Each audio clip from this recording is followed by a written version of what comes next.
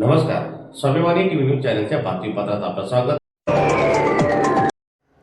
साक्रीरोड परिसरातील शिवम नगरात चोरट्यांनी केली धाडसी चोरी, सोन्याचे दागिने से रोकड केली लंपास।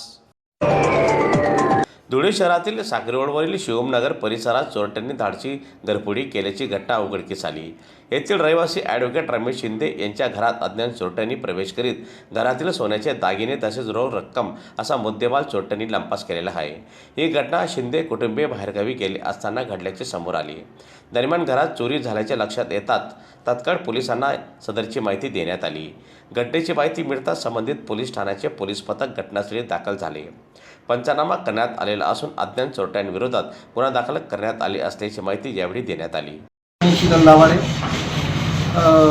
माझ्या सासरे ॲडव्होकेट रमेश नाथू शिंदे यांची इथे चोरी झालेली आहे 3 दिवसापूर्वी आणि सदर घरातील जवळजवळ 2.25 ग्रॅमची पोट, 2 लाख रुपये कॅश, अंगठी वगैरे आणि किरकोळ असं बरंच काही जवळजवळ 5-6 लाखापर्यंत